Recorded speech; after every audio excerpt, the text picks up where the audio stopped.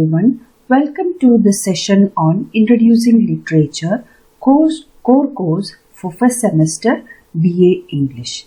Now in this lecture, I'll be dealing with 4 modules. The first module deals with language and its literary nuances. Module 2 deals with polyphony in texts. Module 3 deals with literature and ideology.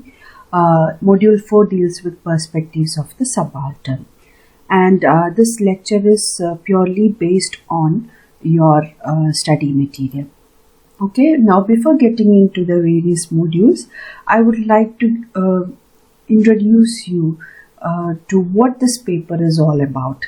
Now, Introducing Literature is a paper which tries to explain the linguistic.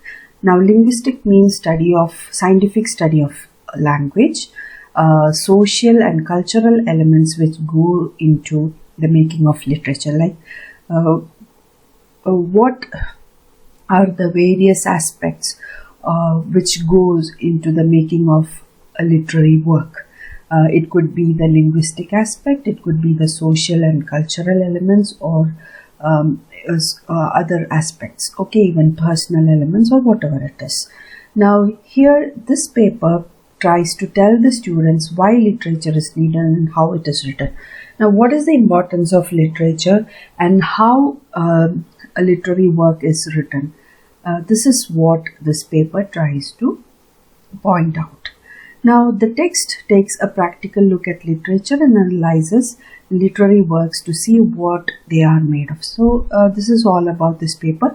That is, in this paper we try to introduce various concepts, then we apply it in certain texts or literary works, and then we go into its detailed study rather than shallow or surface meaning. Okay, now module 1, language and its literary nuances. Now nuances means subtle distinctions or variations that you see in literature or in any literary text. Now what is the language used in a literary text and what are the various literary nuances discussed? Now language and its literary nuances is a module which is divided into 2 parts. Now the first part deals with the syntax of the language, which means in short we can say structure of the language, and the second part deals with the literary techniques which transform ordinary language into literary language. You know, ordinary language means the language which we use for communication, which is simple in structure, and literary language is rather ornamental in its outlook. It is written in a creative or imaginative way. So there is difference between ordinary language and literary language. So this is what we deal, or what we are doing with the second part. That is, we are going through various literary techniques which convert or which transform ordinary language into literary language.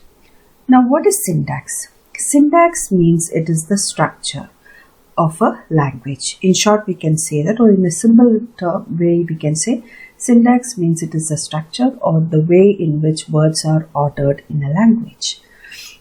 Okay, the language that is used in literature is different from ordinary language, and we can say that scientific and ordinary languages are objective and direct.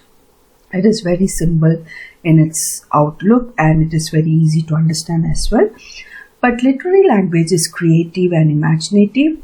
Writers often use language in innovative ways and experiment with language. So literary language is rather creative and imaginative. Writers often experiment with language and they use it in an innovative way or in a new way. They discover new ideas through new language. Okay, they draw concepts or pictures or ideas by using language. Now, ordinary language is used to convey simple messages. Literature deals with complex emotions that people experience in their life. Now, through ordinary language, we communicate simple messages or simple things in our daily life. But literature deals with complex emotions that people experience in their life, and that is portrayed in a creative and imaginative way. Okay, sometimes writers might get inspired by real life experiences, or they create such situations by using their imagination.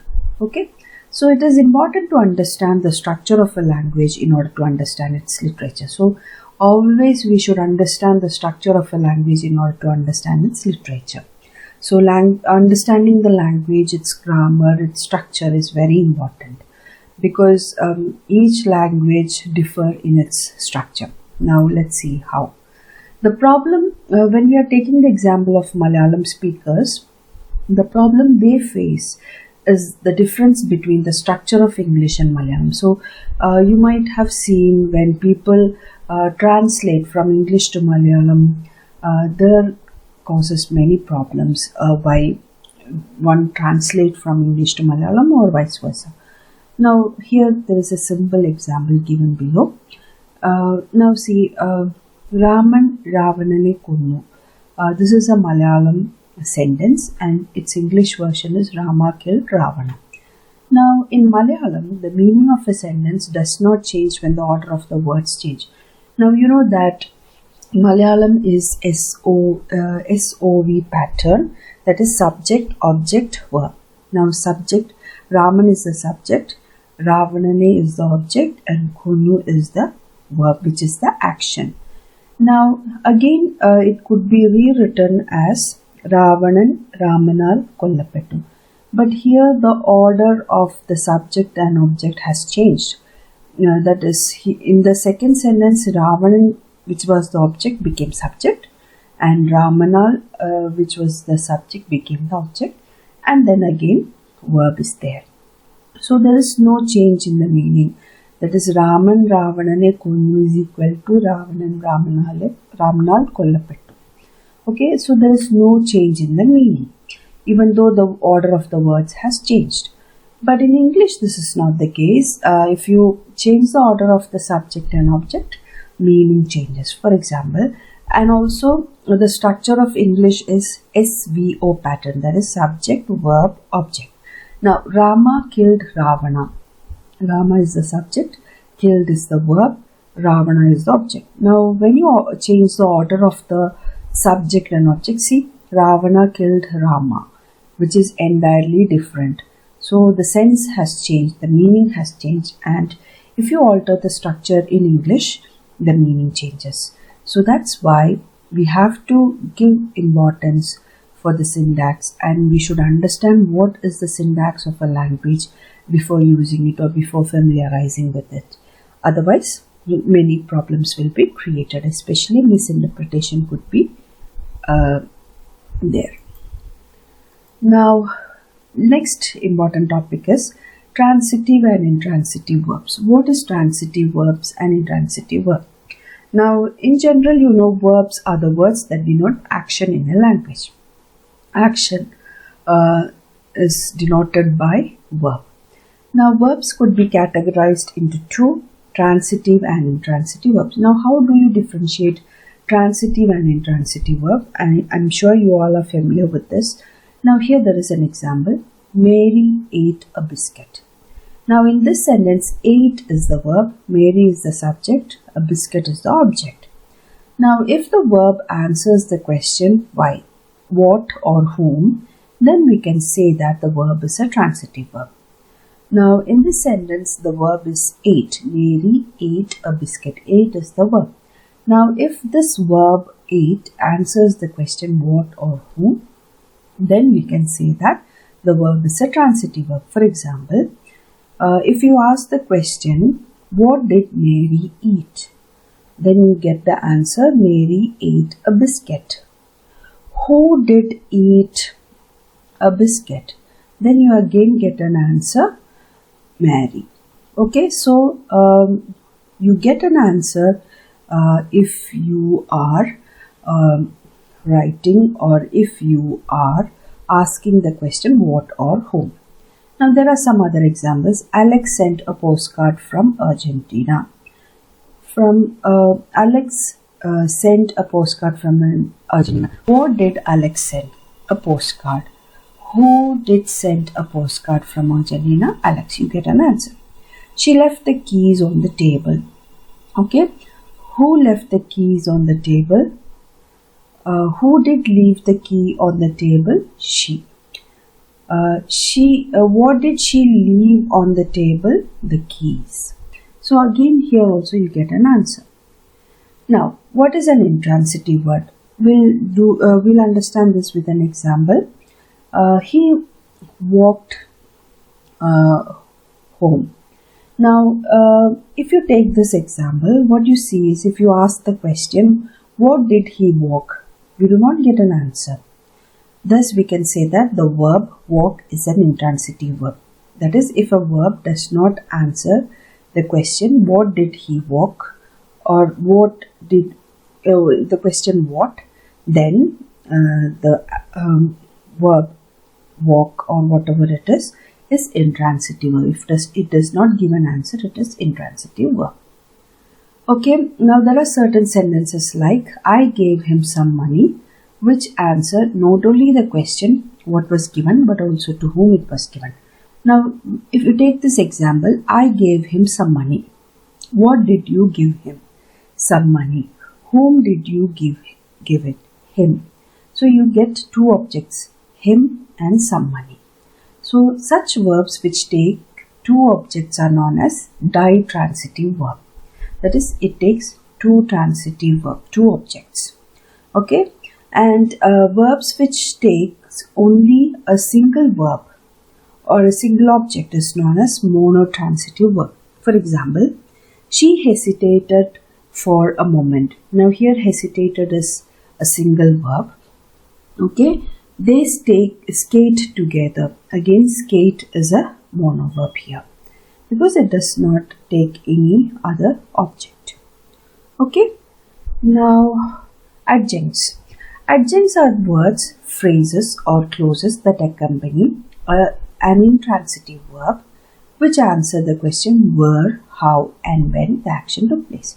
So you should remember adjuncts are words, phrases or clauses that accompany an intransitive verb. It does not accompany a transitive verb, it accompanies an intransitive verb. And it answers the question where, how and when the action took place. For example, he spoke last night. Now last night is a phrase which answers the question when. He spoke last night. When did he speak? Last night. Similarly, in the sentence, he spoke at the seminar. Now, at the seminar is the answer to the question where. Where did he speak? He spoke at the seminar. Now, in the sentence, he spoke uneasily. The word uneasily answers the question how. How did he speak? He spoke uneasily. Now, even if adjunct part of the sentence is removed, it does not affect the other words in the sentence. For example, John helped Bill in New York. If you ask where did John help, it is help Bill, it is in New York. So if you remove in New York, there is no, it is not affecting the sentence, the part of the sentence where John helped Bill. Okay. So in New York can be removed and it is not going to affect. Next, inversion. Inversion, here writers often change the order of words in a sentence to create a sense of novelty. Novelty here means newness in the minds of the readers. So, but we will not be able to understand this inversion. So, inversion means change of order unless we are familiar with the usual order of words in that language. So, in order to understand change of order or inversion in a language, we should be familiar with the order of words in that particular language. So, understanding of the structure or syntax of language is necessary to understand and appreciate literature properly. So, if you have to understand or appreciate or enjoy literature properly, you should understand the structure or syntax of a language. Okay. A writer may even invert the order of words to give emphasis to one thing over another. So, sometimes writers invert the order of words to give emphasis on to one thing over another. Especially in poetry, inversion takes place often. Okay, for example, here there is an example from the story Eyes of the Cat by Ruskin Bond. Okay, now this is how the lines begin. Here, this is how the lines begin. Her steps seemed to grow lighter, her limbs more sinewy as she moved gracefully, softly over the mountain path. So here the writer, in this sentence, the writer is focusing on how the cat moves, and that is given more importance than where she moves. Okay, so in this, the writer is not giving importance to where the cat is moving. Rather, the writer focuses on how the cat moves. He is describing the way the cat moves. Her steps seemed to grow lighter, her limbs more sinewy as she moved gracefully, softly over the mountain paths. Now here, native speakers often use small particles with verbs, although they do not make any change to the meaning of what is being said. Here, small particles means when you are using verbal phrases like put down, cut down, put off, etc. So when you find native speakers often using small particles with verbs, but they do not make any change to the meaning of what is being said. For example, instead of saying stand, native speakers say stand up. Up is a particle which is used with the verb stand in this case. Okay, so this is what is known as inversion, change of order, and change of order is used in order to add beauty or give emphasis to one thing over another. And there are certain particles which change the meaning of the verb when they are used along with the verb. Such verbs are known as phrasal verbs. So if certain particles change the meaning of a verb when they are used along with the verb, it is called phrasal verb. For example, look after, put on, put up with, etc. So these are the examples of phrasal verbs. And in the previous part, what we discussed is when someone says stand up, the meaning is not changing, though up is a particle, and native speakers often use that. Sometimes when you use a particle along with the verb, its meaning change, and that is known as phrasal verbs. For example, look after, put on, put up with, etc. Now the word put means to place something. For example, put the book on the table means keep the book on the table. However, the phrasal verb put on means to wear. So when you use put on your shirt means you have to wear, you are asked to wear your shirt. Put on your hat means here on is a particle used with the verb put in this case, and it means to wear your hat. And there are some examples from poetry. Sometime too hot the eye of heaven shines. This line is from Sonnet 18 by William Shakespeare. So instead of saying the eye of heaven shines too hot, the writer or the poet William Shakespeare inverts it to make it more literary. Okay, sometimes too hot the eyes of heaven shines. So actually the structure of the sentence is the eyes of heaven shines too hot. Okay, but he inverted it in order to give emphasis for the situation. Next important term is collocation. Collocations are conventional word combinations which are used in a language. Okay, collocations means they are conventional word combination. There are certain conventional word compositions and that they are used in a language. Strong is a word which is often used with tea. When you say strong tea, you don't say light tea. Instead, you say strong tea. Okay, but you don't use strong with rains. You don't say strong rain. What do you say? Instead of strong rain, you say heavy rain. But you don't say heavy tea. Instead, you say strong tea. So, such combination is known as collocation. That is, there are conventional word combination. There are set or fixed word combination which are used in a language, and instead of such combinations in a language are known as collocations, because they are fixed conventional word combination. And two examples are strong and heavy. You don't say strong rain, instead you say heavy rain. And you don't say heavy tea, instead you say strong tea. And some other examples are to do the homework, to make the bed, to take a risk. Okay, so these are some examples. Next is sense groups. Now, what is a sense group? In language, the meaning of a sentence may not depend on a single word. Meaning is often dependent on a group of words used together. So always meaning is dependent. It depends on a single word. Okay, meaning often depend on a group of words used together. So it's not necessary that the meaning of a sentence should depend on a single word. It can also depend on a group of words used together, and such group of words which contribute to the meaning of a sentence are known as sense group. Now, if a group of words contribute to the meaning of a sentence, that is, if a group of words give meaning to a sentence, then that is known as sense groups. Now, sense groups are important, and it is important like how we group the words in a sentence, and it determines the meaning of the sentence.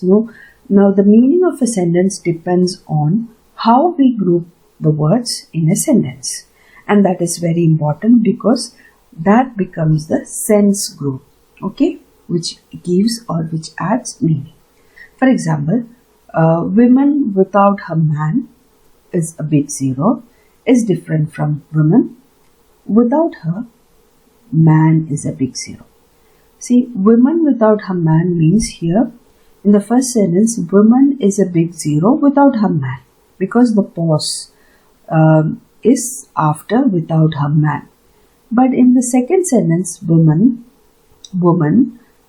then there is a pause, without her, that is woman, without her, man is a big zero, which means again there are two pauses where it gives the meaning in such a way that a man is a big zero without a woman. So where we pause within a sentence often determine its meaning. So the meaning of a sentence is determined by where we pause within a sentence or where we put a break in a sentence. And that such group of words are known as sense group because that determines the meaning of the sentence. Now, speakers are expected to pause at the end of a sense group to make the meaning clear. So, always a speaker is expected to pause at the end of a sense group, which gives meaning or which determines the meaning of the sentence. And then only the meaning will be clear. For example, when I went to the market, it was crowded. See, when I went to the market. So, when I went to the market is the sense group, and after that we put a pause, and then what happened? It was crowded. So, here the sense is clear, the meaning is clear. Now, next important term is parataxis. Now, parataxis is a technique used in literature in which sentences or ideas are linked together by listing them out. You can list certain ideas, and those ideas are linked together by listing them out, and such technique is known as parataxis.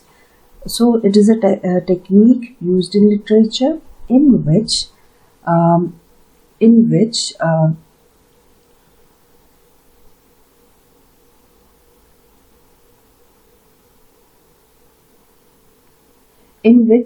sense is used. Okay. For example, parataxis is a technique used in literature in which sentences or ideas are linked together by listing them out. Now, these parallel sentence constructions are known as parataxis. Okay. So, if you are constructing a sentence in a parallel way, they are known as parallel sentence constructions are known as parataxis. For example, the leopard had sprung at her trot, broken her neck and dragged her into the bushes. So see, there are 3 sentences and we link together all these sentences in such a way that by listing them out, we get the idea which are linked together. Now what happened? In the first sentence we say, the leopard had sprung at her throat. Then what did happen after that? Broken her neck and dragged her into the bushes. So this connection and the ideas are linked together, and that technique is known as parataxis. Now hypotaxis is different. In the hypotaxis, what happens? Different clauses are linked together by using words like although, unless, because, while, whenever, etc. and one clause is subordinate to another. So here the sentence or ideas are not linked, instead clauses are linked. Clauses, part of a sentence with words although, unless, because, while, whenever, etc. and one clause is subordinate to another. Now this means that one of the clauses is dependent on the other, that is, it cannot stand independently. While he cooked my breakfast, I slept. See, while. And this is the clause. This is the subordinate clause. While he cooked my breakfast, what did you do? I slept. So dependent, this clause, while he cooked my breakfast is the clause which is dependent on the part of the sentence, I slept. Okay, so this is hypotaxis. In hypotaxis, different clauses are linked together by using words like although, unless, because, while, whenever, etc. and one clause is subordinate to another. But in parataxis, sentences or ideas are linked together by listing them out. So here clauses are linked, and in parataxis, sentences or ideas are linked together. Now next important term is the poetic. Poetry finds novel ways of expressing ideas and emotions. You know that poetry changed over the years, and poetry finds new ways of expressing ideas and emotions. In ordinary usage, language is used in a limited sense. Only the obvious meaning is evoked, that is, only the necessary meaning is evoked. And this meaning is known as denotative meaning. Okay. Only the necessary meaning is evoked, and that is known as denotative meaning. In poetry, however, the indirect meaning of the words and sentences are implied. So, in ordinary language usage, what happens? Only the necessary or the direct meaning is conveyed or evoked, and hence it is known as denotative meaning. And in poetry, indirect meaning of words and sentences are implied, and that is known as connotative meaning. For example, I have to go miles before I sleep. Okay, there is a small spelling mistake. It is sleep, S-L-E-E-P. So I have to go miles before I sleep, miles before I sleep. So here in this sentence, this is a sentence or a line given from the poem Stopping by Woods on a Snowy Evening by Robert Frost. And here, if you are looking at the denotative meaning and connotative meaning, the denotative meaning is like the speaker has a long distance to travel to reach his destination.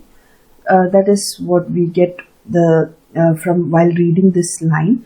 I have to go miles before I sleep. So in this sentence, what you understand is he has to go miles before his sleep.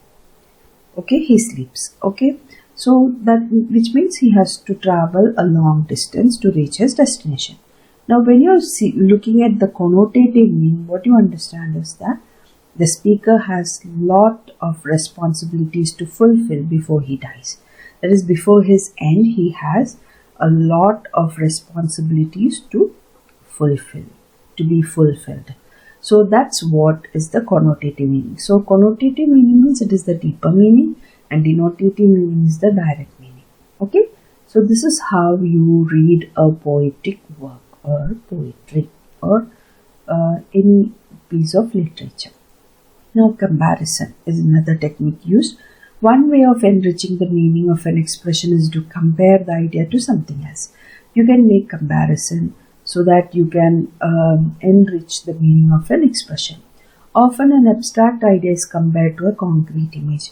Sometimes abstract idea, an idea which you cannot touch or only sense, such ideas are compared to a concrete image. Love is a feeling which cannot be seen or heard. Okay, you cannot see love, but you can sense it or you can feel it. Now, love can be expressed through a concrete object like a flower, which can be seen and touched. For example, my love is like a red, red rose. Now, here love is an abstract idea and it is compared with a concrete image, which is a red rose.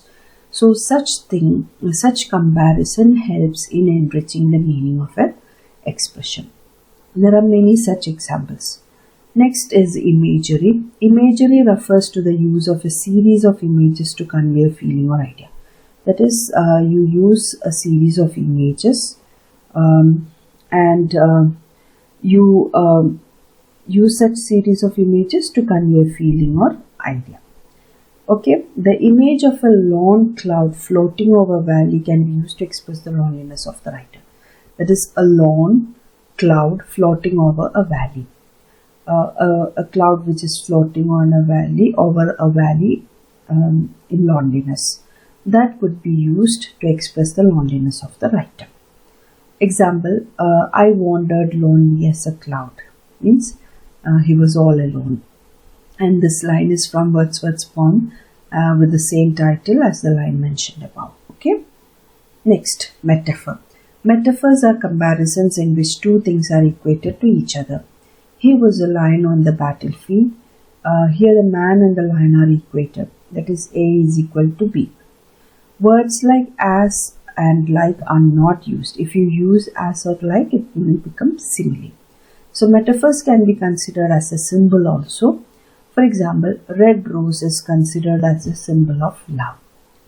Now let's take an example from a poetry. She is all states and all princess I. The line is from John Donne's The Sun Rising. She is all states and all princess I. So here in this line, she is compared to states. Okay, and all princess is compared to I. Okay, so that is equated.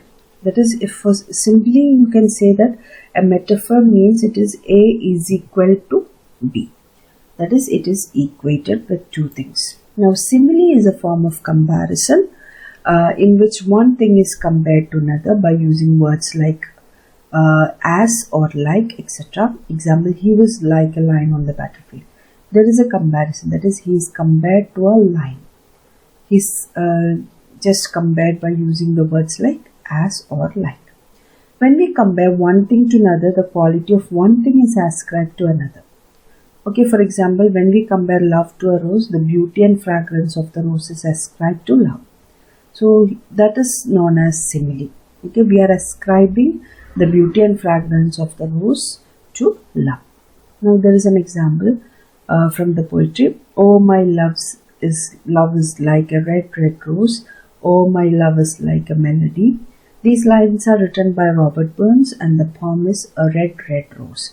So here his love is compared like a red, red rose and his love is again compared like a melody. So there is the word like and as when you are comparing. That is, A is like or as B.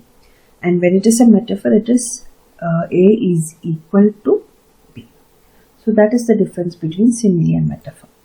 Now what is personification? When we attribute human qualities to something non-human or consider a non-human entity as a human, it is known as personification. When you attribute or when you give some human qualities to an inanimate object or non-human object, that is known as personification. It makes the unfamiliar familiar to us. For example, because I could not stop for death, here he kindly stopped for me. These are the lines from a poem written by Emily Dickinson. Now here death is considered as a person, okay, and the writer is trying to address death as he, okay, and she says that Death did not stop for her. Okay, because I could not stop. Since she could not stop for death, death kindly stopped for her. This is how Emily Dickinson says.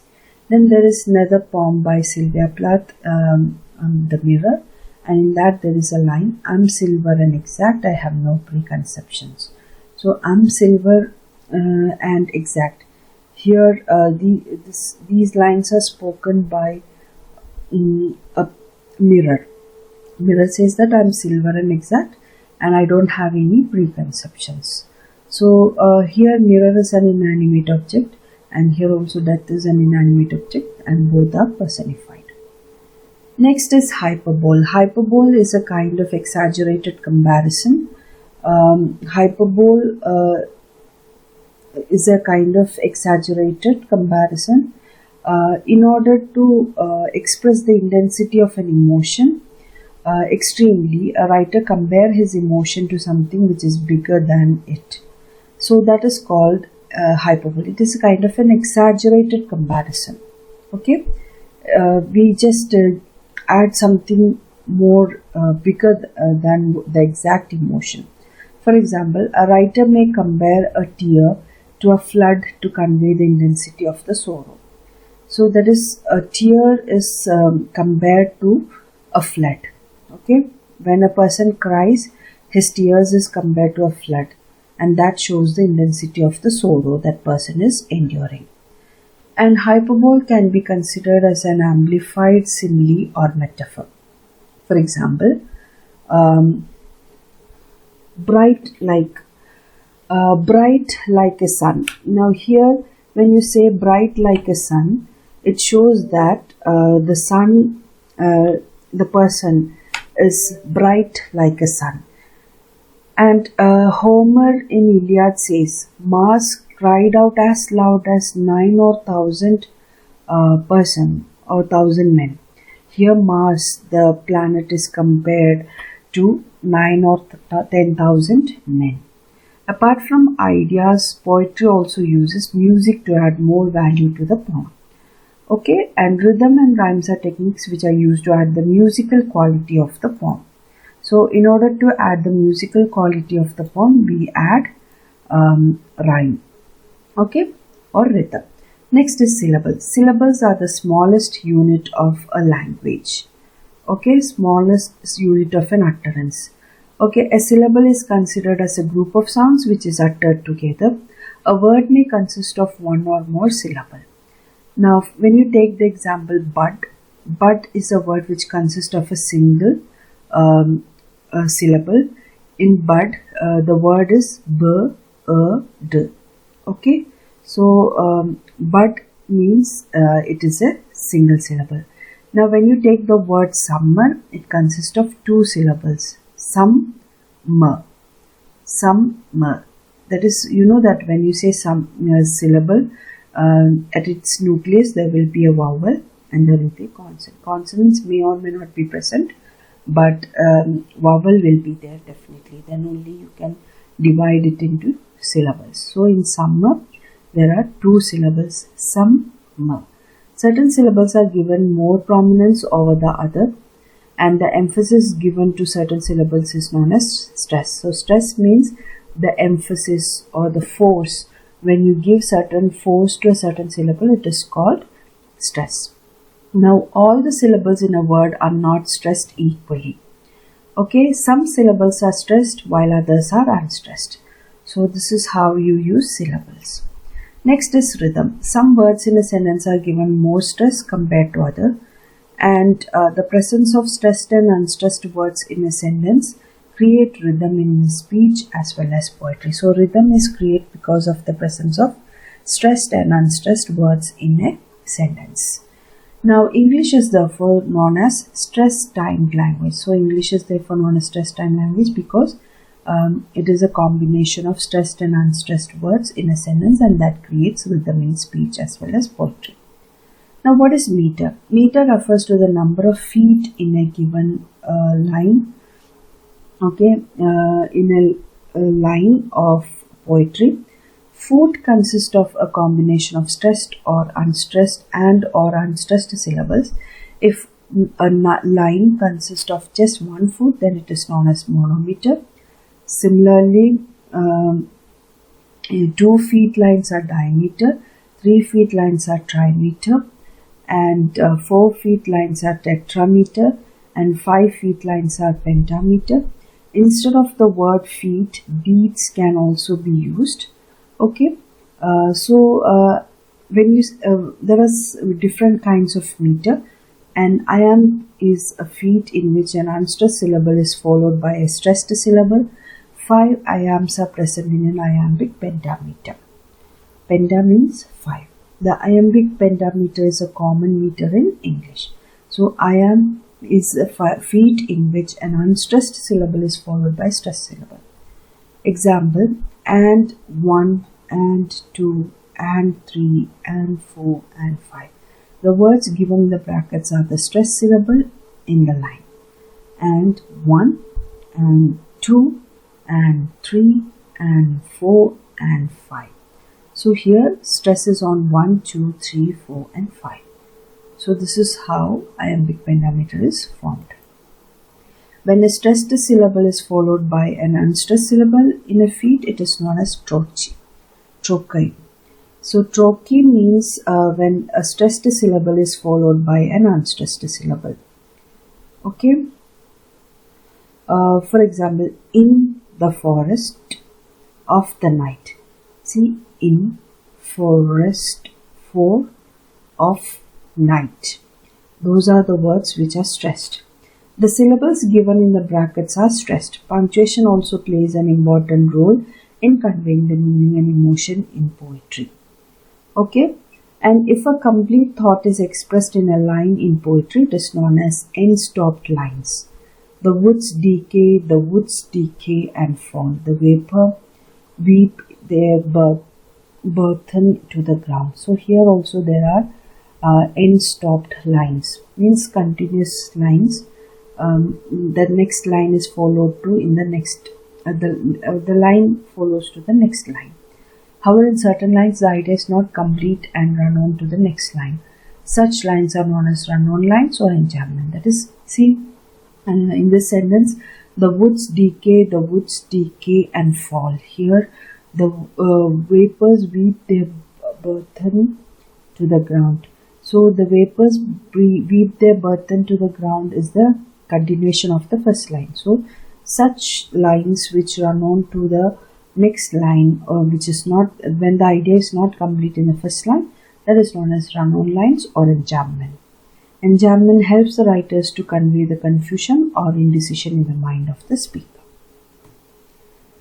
Next is next example. I have no spur to prick the sides of my intent but vaulting ambition.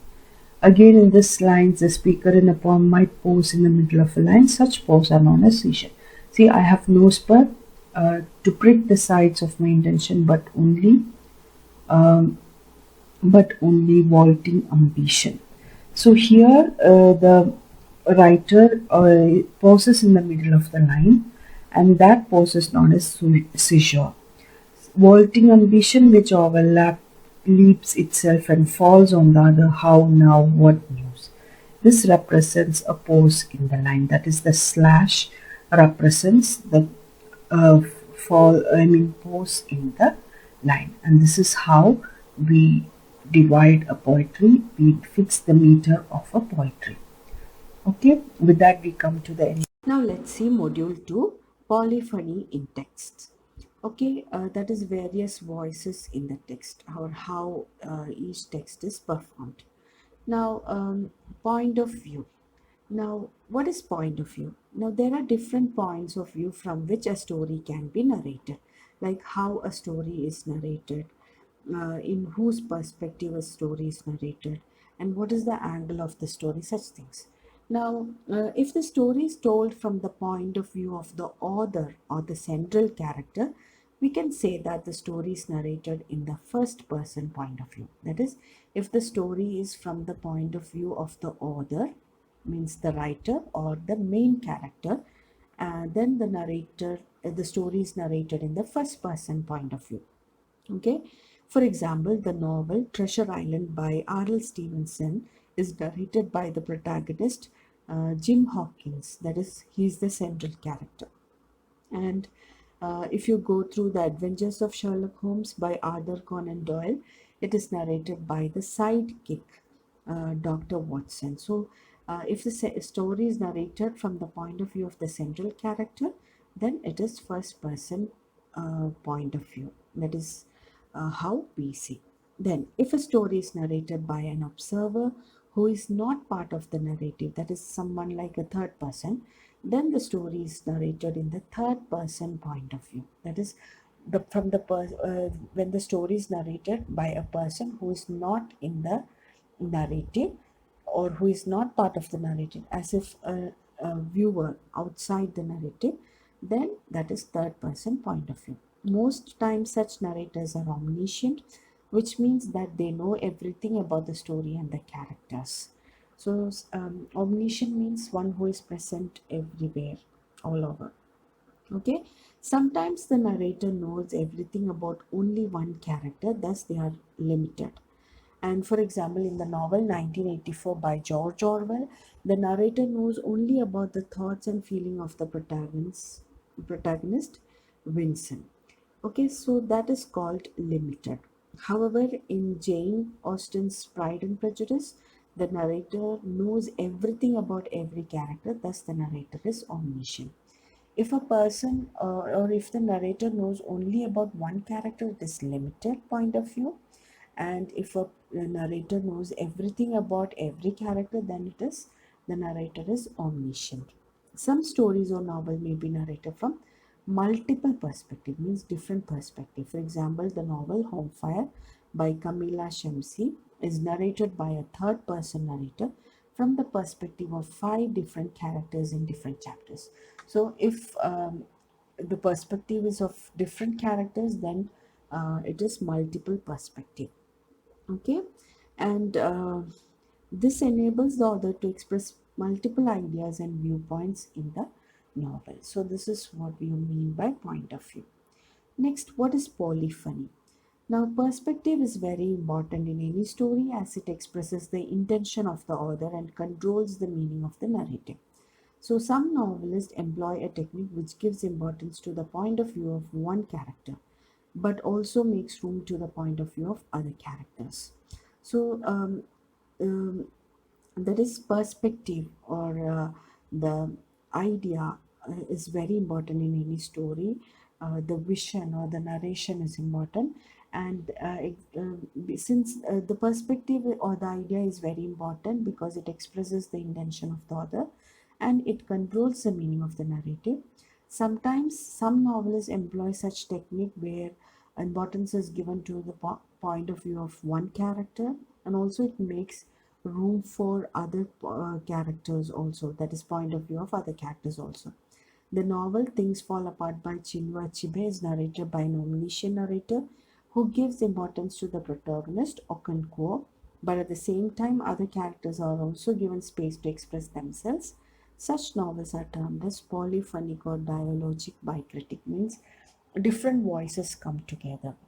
Okay, when different voices come together, we call polyphonic, or dialogic means when dialogues are exchanged by critics. And this term was first used by Michael Bakhtin to describe the novels of Dostoevsky. So this term polyphony was first used by Mikhail Bakhtin. Okay, and it was used to describe the novels of Dostoevsky. Polyphony brings about more balance and objectivity to the narrative. Novels are different from epics, which usually focus on a single character. Novels usually present the viewpoints of multiple characters in the story. So, when there is a situation where you have to um, bring forth or present the viewpoint of many characters or multiple characters in a story, we use polyphony. Some writers take polyphony to the extreme and narrate the same event from the perspective of different characters. Okay, and here in your syllabus there is a Japanese film Rashomon by Akira Kurosawa, and this tells the story of a murderer from different perspective. Okay, so this is what you mean by polyphony. Now, next important term or concept which you should be familiar with is allusion. Now, allusion is a brief and indirect reference to a person, place, thing, or idea of historical, cultural, literary, or political significance. So, it is a very brief and indirect reference to a person, place, thing, or idea of historical, cultural, literary, or political significance. And actually, it does not describe in detail the person or thing to which it refers. It is just a passing comment, and the writer expects the reader to possess enough knowledge to spot the allusion and grasp its importance in a text. So, allusion means it's just like a passing on. You make a comparison from a previously known stories or plays or things of historical or cultural or important political importance, and here the narrator does or the writer does not give a detailed analysis of description of the person or thing to which it refers. Instead, he just presents it in as a passing comment, and he expects the reader to possess enough knowledge to spot the allusion and grasp the importance of it in a text. For instance, you make a literary allusion the moment you say, I do not approve of this quixotic idea. Now, here, quixotic means stupid and impractical, which is a term derived from Cervantes' Quixote, a story of a foolish king, knight, and his misadventures. So that is what. So when you use the word quixotic idea, it should connect you to Cervantes' Don Quixote, the epic work Don Quixote, classic work Don Quixote. Now, the use of allusion is not confined to literature alone. Their occurrence is fairly common in our daily speech. For example, don't act like a Romeo in front of her. Romeo is a reference to Shakespeare's Romeo and a passionate lover of Juliet in Romeo and Juliet. So in daily speech also we often use allusion, not only in literature but in daily speech as well. Now, what is the function of allusion? The use of allusion enables writers or poets to simplify complex ideas and emotions. Now, so in order to simplify complex ideas and emotions, we use allusions.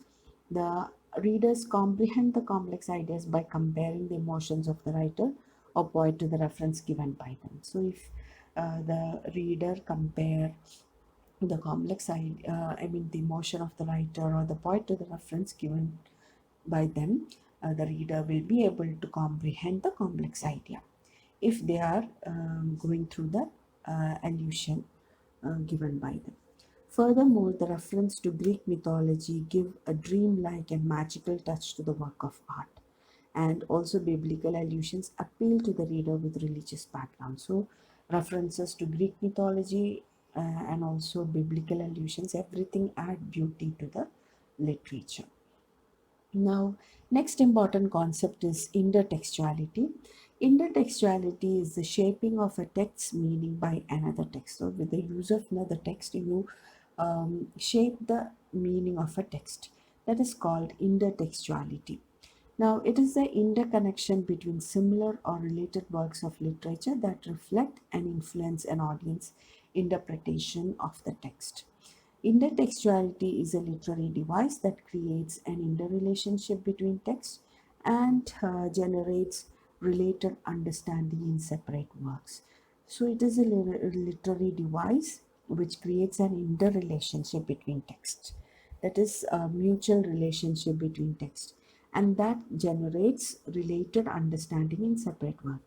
So these references are made to influence the reader and add layers of depth to a text based on the reader's prior knowledge and understanding. So because of the previous understanding and knowledge of the reader, he'll be able to add layers of depth to a text, and the reference are made to influence the reader. So that is the purpose of intertextuality. Now, intertextuality is a literary discourse strategy utilized by writers in novels, poetry, theatre, and even non-written texts such as performance or digital media. For example, Ulysses by James Joyce, White Sargasso Sea by Jean Ryan. You could see influence of Jane Eyre in White Sargasso. Okay, and Ulysses by James Joyce is also similarly, you could see influence of Alfred Tennyson's Ulysses in this work. Okay, so this is what is known as intertextuality, that is interrelated or a connection, interconnection between similar or related works of literature, and that reflect and influence the audience interpretation of a text. So with that, we come to the end of second module. So in the first module and second module, we just went through various concepts, various terms, or various techniques which we use while we interpret or while we comprehend a piece of literature or a piece of work.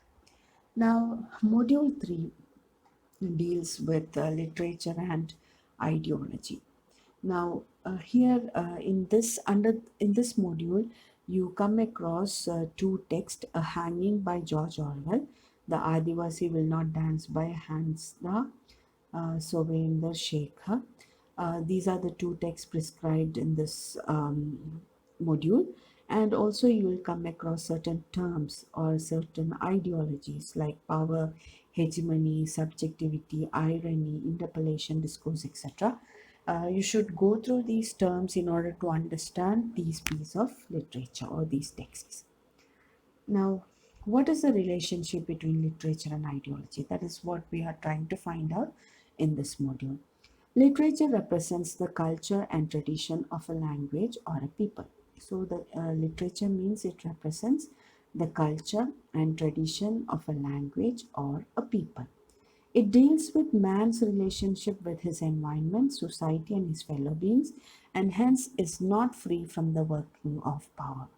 So, literature deals with man's relationship with environment, his relationship with society, his fellow beings, and from this we can understand that man is never free from the workings of power. Power structure is often seen in man's work. A literary text carries by default the value system of the author and the society. It addresses impressions of the existing power structure and certain subjective perspectives. So, when you read a text, when you read a literary text, you could find the value system carried out by the author and the society in which he to which he addresses it, the impression of the existing power structure, and what are the certain subjective perspectives, etc., given.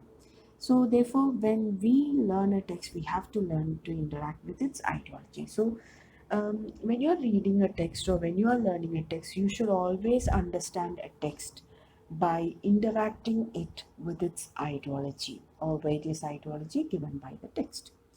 Now, next important term is concept of power and ideology. Power is the ability to control people and events. So, what is power? Power is seen everywhere. Okay, we all believe in a power. Okay, power is the ability to control people and events. Power plays everywhere in this world. Like I said, even our existence is based on some kind of power.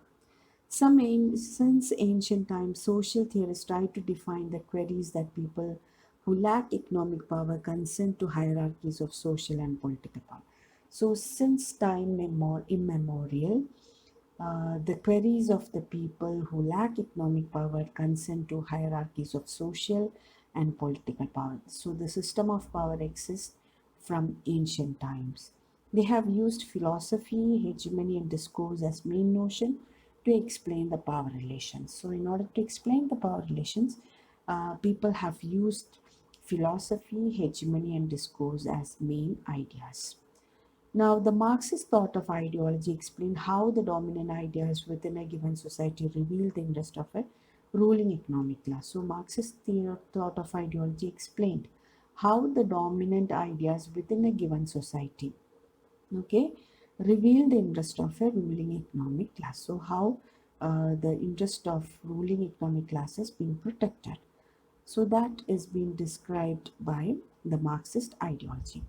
Marx and others relate ideology to a vision of society dominated by economic class as a field of social power. So, according to Marx and others related to these ideology, according to them, vision of society is dominated by economic class, working class, and they consider working class as a field of social power. Hegemonic practices of power are those acts where the people are blind to the exercise of power. Hegemonic practices means people are blind to the exercise of power. For example, when the high caste spread the common sense that hierarchy of caste system is true and divinely ordained, the society as a whole takes it for an axiomatic common sense. That is, if high caste people spread the common sense that the hierarchy of caste system is true and divinely ordained, people blindly follow that as a axiomatic common sense means it is a common sense which should be accepted everywhere. People take it in that way. Okay, so that kind of hierarchy of caste system. Okay, they spread such common sense. If they spread such common sense, people blindly believe that. That is known as hegemonic practice of power. Now, what is hegemony? The notion of hegemony is especially difficult to explain in concrete political terms. It is the political, economic, or military predominance or control of one state over the other.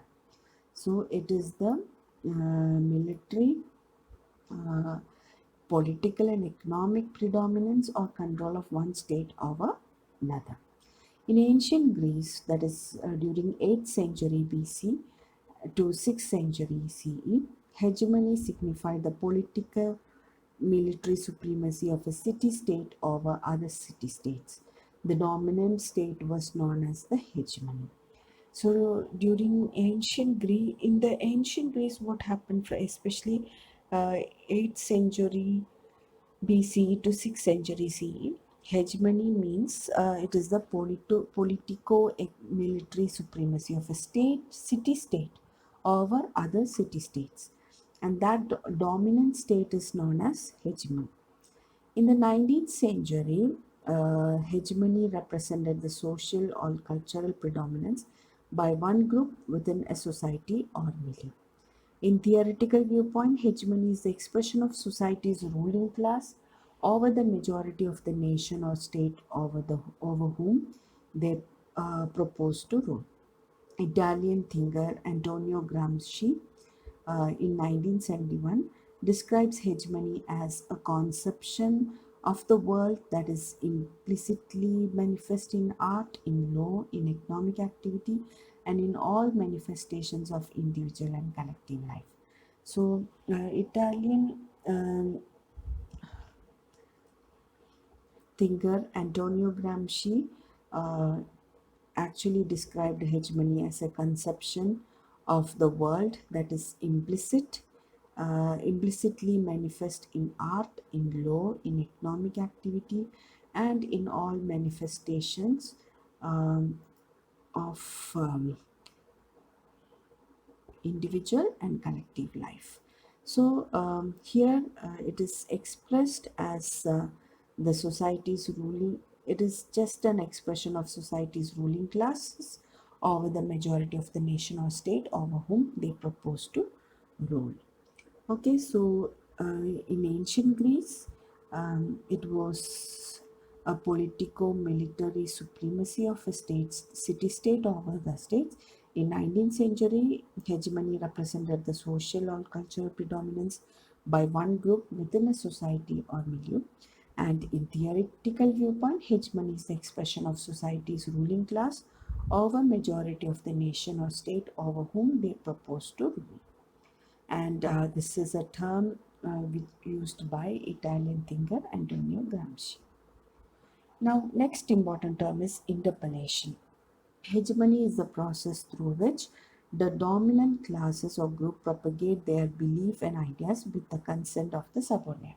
So, with the permission of the subordinate group, the dominant classes or group propagate their beliefs and ideas, and that process is known as hegemony.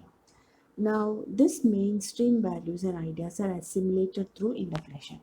So, through interpolation, this idea is being or this value, mainstream ideas and values are assimilated.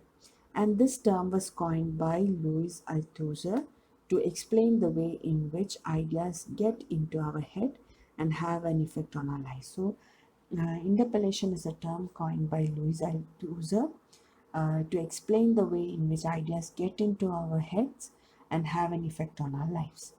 And it is a process in which we encounter our cultures, values, and internalize them. So, interpellation is a process in which or through which we encounter our cultures, values, and internalize them. Okay, we try to use them or affect them on our lives. We are interpolated from the day we are born into specific roles that society has created for us.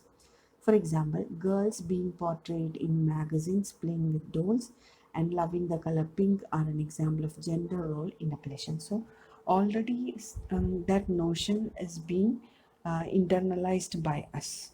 That is, if a girl, guns or car, bus, etc., such vehicle toys will be used by boys and dolls are used by girls. Pink color is meant for girls, etc. So this is an example of gender role interpolation. Next is ideology. Ideology is a subject that caught great attention during the last half of the 20th century. In fundamental terms, an ideology is a belief or a set of beliefs, especially the political beliefs on which people, parties, or countries base their actions. So, ideology means it is a belief or a set of belief. It could be political belief on which people, parties, or countries base their action.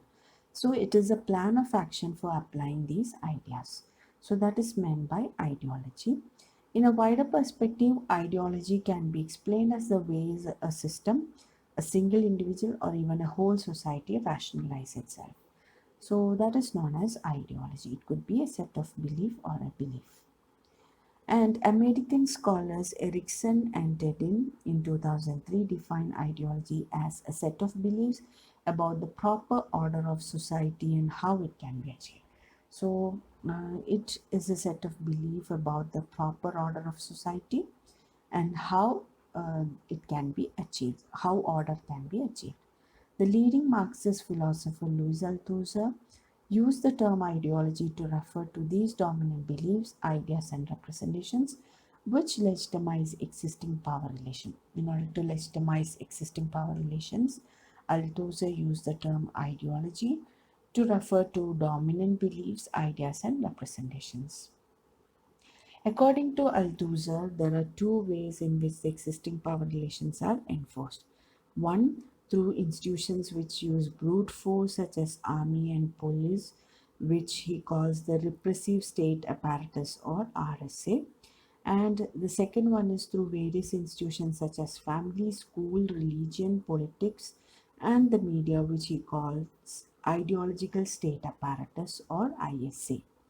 So, repressive state apparatus consists of the forces such as army and police, whereas ideological state apparatus consists of family, school, religion, politics, or media. Now, ideology is a problematic notion and it is a relatively stable body of knowledge that the ruling class transmits to its subordinate classes. And the hierarchy of the ruler and the ruled plays its logic to various ideological categories, including that of a binary man or woman.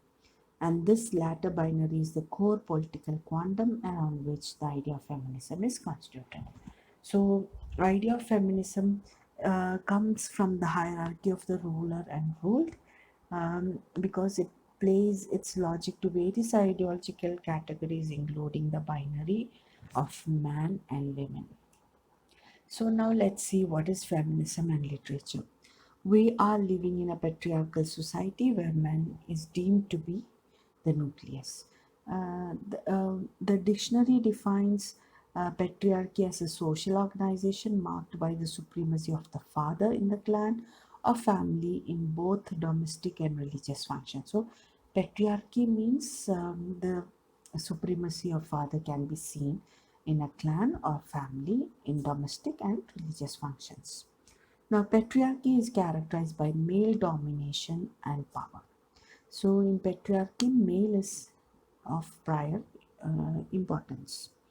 All the social norms, religions, ethics, morality, family system, and even education system have been constructed and developed from the patriarchic system.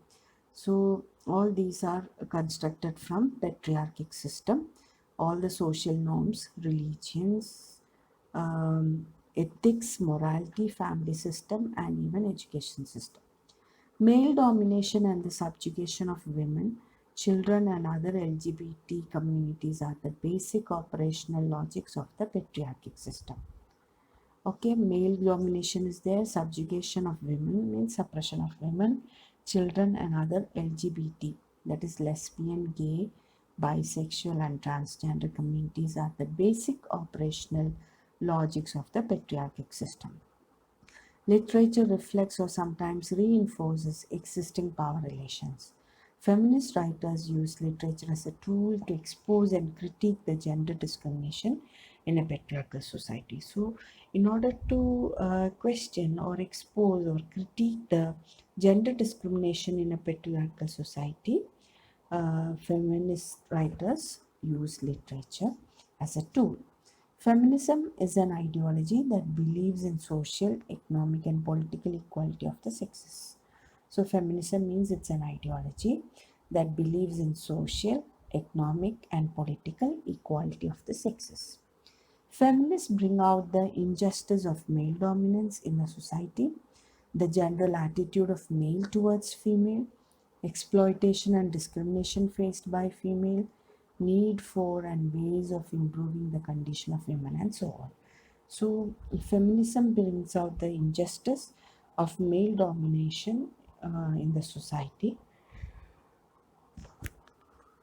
Okay, and it may be through the general attitude of male through towards female, exploitation and discrimination faced by the females, the need for and ways of improving the conditions of women, and so on. Feminist writers use literature as a tool to expose and critique the gender discrimination to patriarchal society. Feminists bring out the injustice of male dominance in the society, the general attitude of male towards female. Okay, and they also have concentrated on the role played by literature in reinforcing gender discrimination and as well as resisting it. Now, the reason for lesser significance of the contribution of by female writers in the literary tradition than that of male writers. The difference in the ways in which works of male writers and female writers have represented gender discrimination differently, and the ways in which social condition and literary traditions regarding gender discrimination will have affected one another. Literature may portray the life of the marginalized and excluded from the privileges of language, knowledge, material wealth, high culture, and mainstream social space. So, literature portray the life of the marginalized and excluded from the privileges of language, knowledge, material wealth, high culture, and mainstream social space. So this is all how feminist approaches literature. So here they are trying to establish equality of the sexes by pointing out or critiquing the existing system. Feminist literary critics, okay. Now, literary critics have concentrated on the role played by literature in reinforcing gender discrimination as well as resisting it. Now, let's see it with an exam with a text, or let's apply to a text. A Hanging by George Orwell.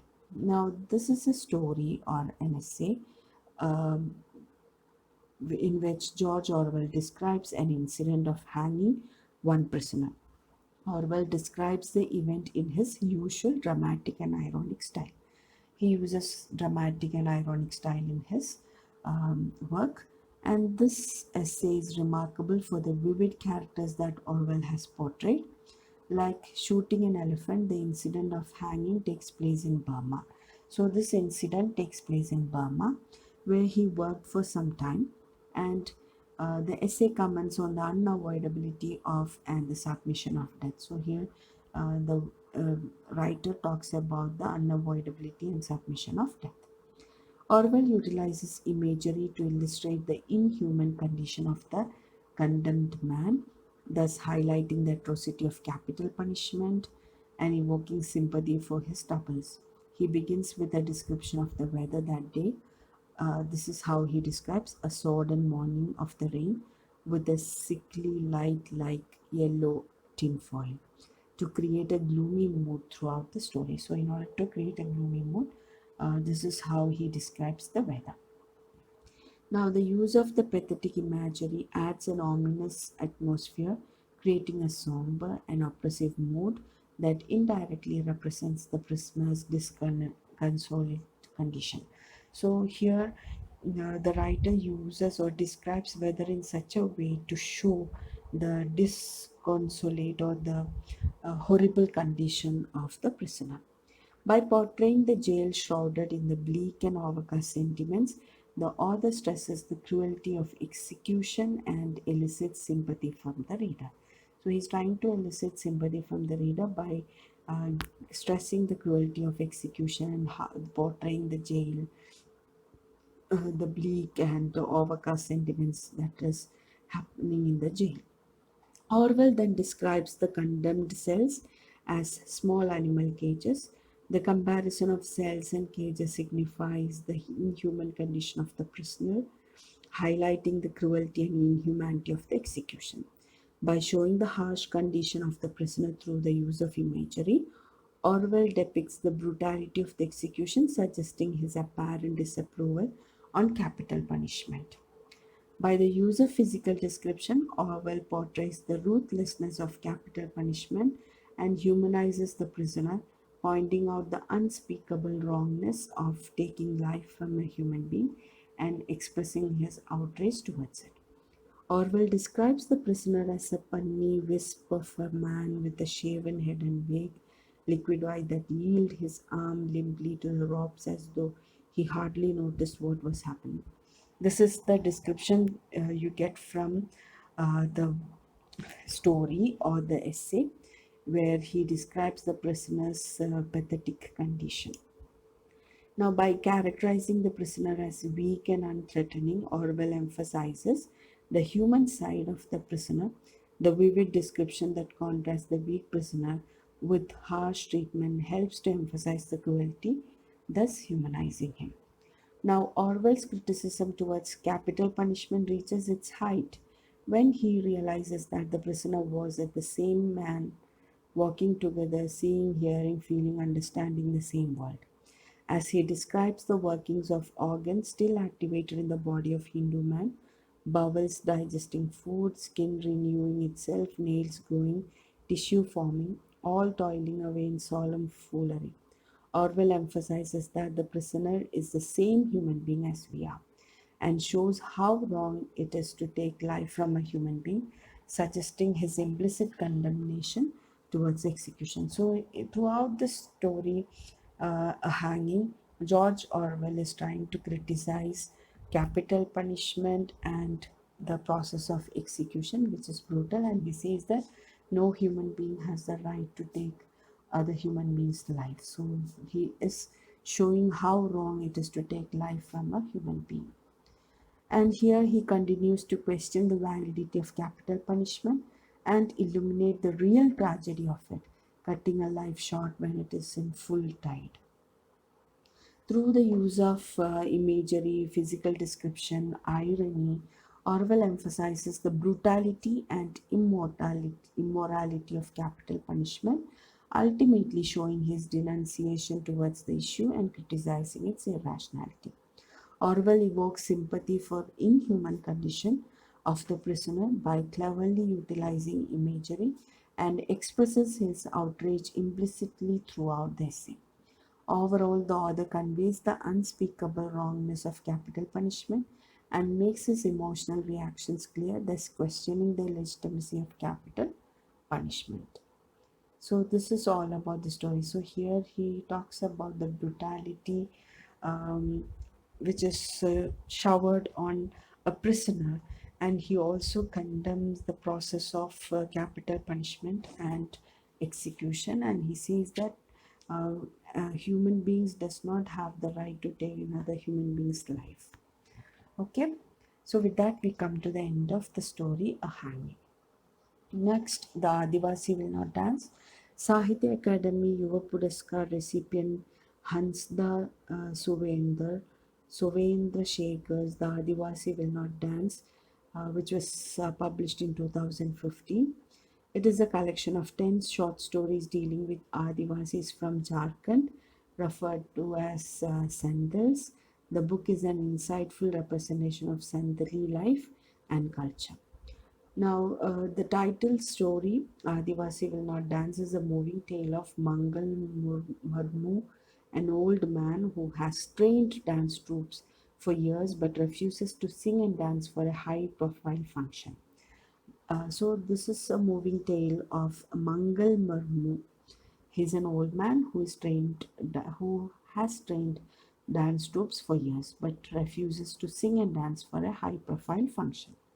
Shager writes that a major inspiration for this short story came to the writer in 2013 when President Pranab Mukherjee was visiting Jharkhand to inaugurate an ambitious thermal plant project, which also implied that Adivasi will be displaced from their land, making them homeless.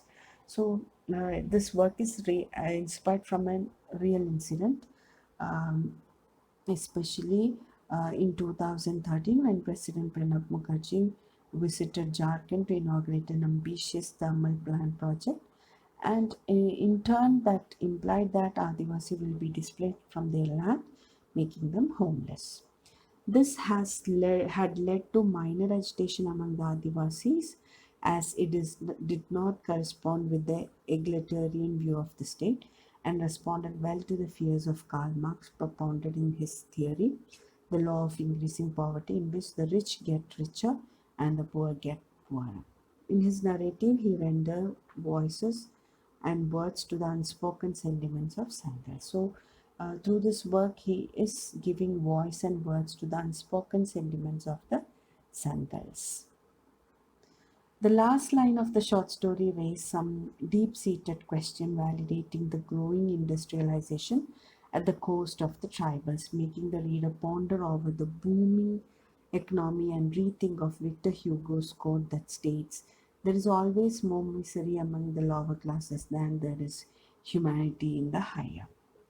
Breaking the stereotype where the margins remain tactic under the tyrannous utterance of the center, Mangal Murmu announces, this is how he says, "We Adivasis will not dance anymore."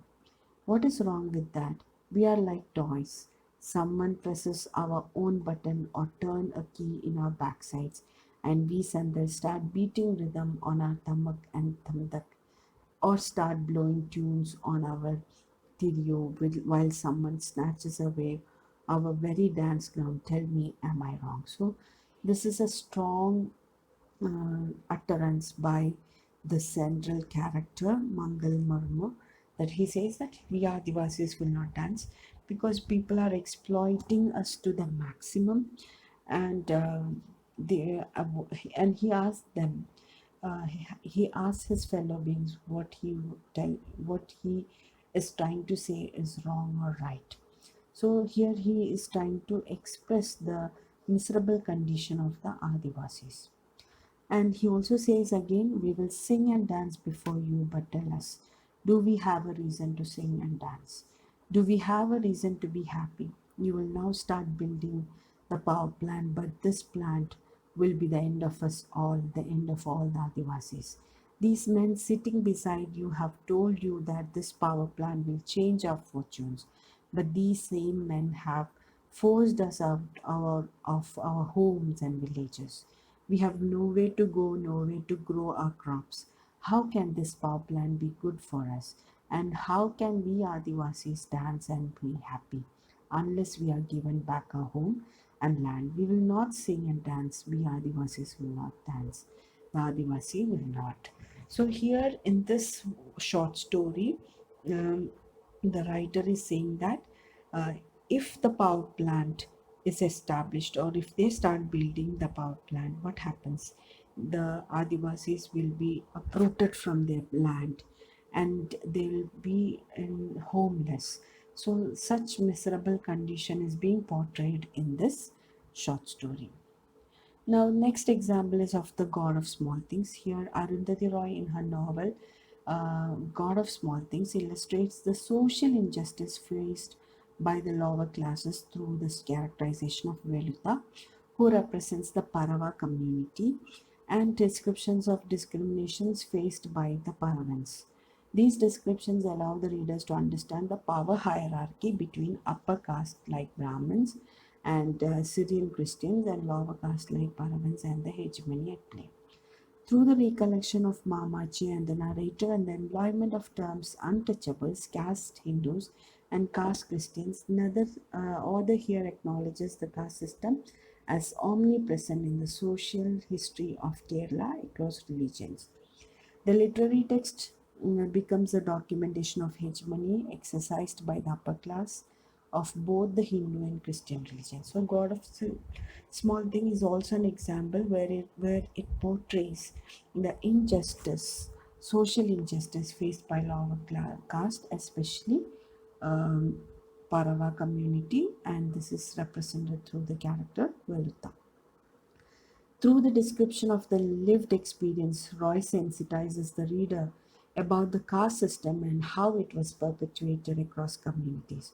And Arundhati Roy also draws in the image of untouchability to recount by recounting their experiences, which includes how they had to sweep away their footprints off the road and abstain from clothing their upper bodies.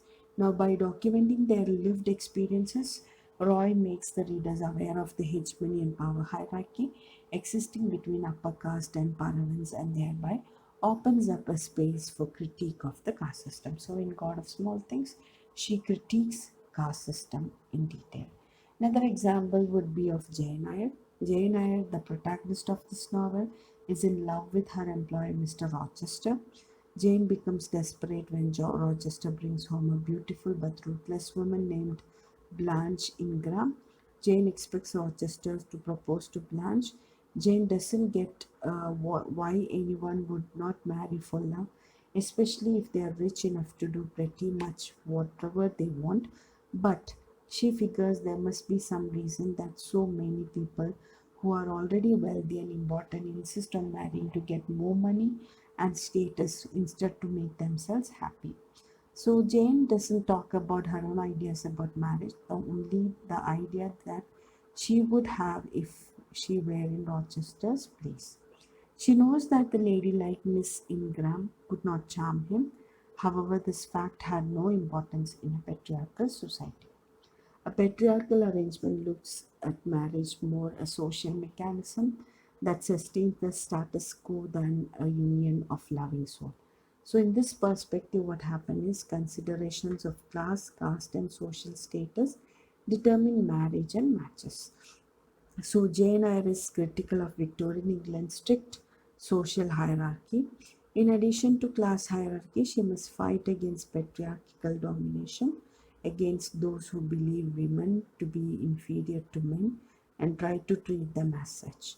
In chapter 12 of Jane Eyre, Jane articulates what was for her time a radically feminist philosophy. So, Jane Eyre is a typical example of women patriarchal arrangement, how Jane Eyre is suppressed of her emotions and her struggle, etc., in order to establish her identity and so on. Now, module 4 is of perspectives of the subaltern. Now, this module will encourage to be sensitive to perspectives from the margins, such as those of female, Dalit, child, and sexual minorities, and how these subaltern perspectives figure in literature. Now, their engagement with such texts will help them to identify and question the counter-privileged voices in the mainstream texts. So here, the right, this module is trying to encourage or to sensitize people on the perspectives, or students on the perspective of margins such as those of female, Dalit, child, and sexual minorities, and how these subaltern perspectives figure in the literature. Now, there are mainly four concepts which come under female, where no name women by Maxine Home Kingston. Then there is next concept Dalit, and under that comes three poems. Which language should I speak by Arun Kamble, Habit by F.M. Shinde, Identity Card by S. Joseph, and then there is a third concept, child, selections from Calvin and Hobbes, Child, Singapore drama short film. Then there is another concept, Cure, the letter Q by Ellie Shipley. And also, all these works are analyzed based on the terms and concepts like marginalized, gender, stereotypes, class, subaltern, and sexuality. Now, what is marginalized? Literature of marginality is a literature that deals with the marginalized class of the world who are kept devoid of their fundamental rights to participate in the social, religious, cultural, political, educational, and economical spheres of their lives and are kept aloof, alienated, or segregated physically from the general public called the sophisticated Hindu or the elite class of the world. So, marginalized literature deals with the marginalized class of the world who are kept devoid of their fundamental rights. Means they are denied of their fundamental rights. They are denied to participate in the social, religious, cultural, political, educational, and economic spheres of their lives, and they are kept aloof, means separated, alienated, or segregated physically from the general public. That is, they are separated in every way possible, and they are known as marginalized. Marginality expositorily unravels the strand how the marginalized classes live a miserable life, how even the developed and developing countries are unable to solve the issue of caste and untouchability in the era where every country is claiming to solve the economical, sex and caste based discriminations, and a large amount of money is being consumed on the socio-economic backward classes. So, still, it is existing, though the world has developed so much. And the superstructure of race in Africa, Australia, USA, and caste in India inform, deform, and complicate the identities of the marginalized along lines of gender, class, and family structure. So it is a complex topic and a burning issue, which is even today very important. Next topic is gender. Gender, together with the term masculinity and femininity, is an ideology people use in modern society to imagine the existence of difference between men and women on the basis of their sex.